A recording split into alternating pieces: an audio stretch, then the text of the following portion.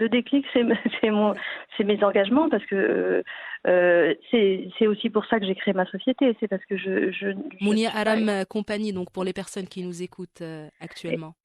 exactement Mounia Ram Company qui a été créée en 2019 et je l'ai créée pas seulement en tant que businesswoman mais surtout parce que je suis engagée en faveur de plus de diversité et c'est pour ça que je veux porter mes propres histoires et les histoires des talents avec lesquels je vais travailler sur le continent africain. Donc là le déclic c'est vraiment me rendre compte qu'on manque encore énormément de diversité dans les contenus d'animation. Mhm. Et comme on le disait au début, qui sont les premiers spectateurs? Les enfants. Bien Et sûr. si on diffuse aux enfants de la diversité des petits, ils n'auront pas de différence entre un blanc, un noir, quelqu'un qui a les cheveux bouclés, les cheveux raides, blonds, bruns. Ils verront pas la différence. Donc, à force de les habituer à voir des histoires qui se passent aux États-Unis, au Maroc, en Afrique du Sud, au Ghana, au Japon, ils seront habitués, puis ils seront curieux. Ils se diront, ah, mais c'est où se situe le Ghana, par exemple?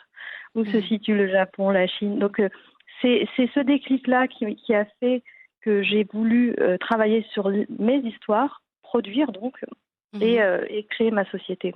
Parce que je veux être vraiment maîtriser, choisir et être la maîtresse de mes choix en fait et pouvoir gérer toute seule et prendre les bonnes décisions qui, à mon sens, seront les bonnes en fait, hein. Et avoir une vision propre à vous.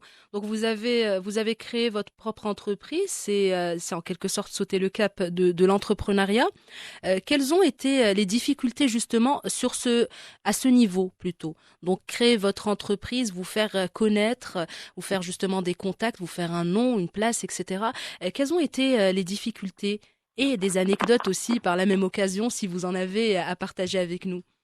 Oui, bien sûr. Alors j'en ai hein, des anecdotes, hein, parce que alors avant d'avoir créé mon Yaram Compagnie, Mhm, j'avais été associée sur une société qu'on avait créée en 2018, pardon. mhm. J'en bafouille d'ailleurs, avec deux autres associés et pareil, moi j'avais dans l'idée de l'entrepreneuriat en fait, on m'avait fait peur. On m'avait dit c'est dur, c'est Mhm. compliqué, et puis en tant que femme, ça va être compliqué pour toi, tu as une vie de famille. Donc on m'a pas encouragée. Je me suis dit bon, je vais pas y aller toute seule. J'ai envie de le faire, mais je vais le faire avec d'autres personnes. Mhm. Et malheureusement, j'ai pas pris les meilleurs associés. Je m'en suis rendu compte qu'après.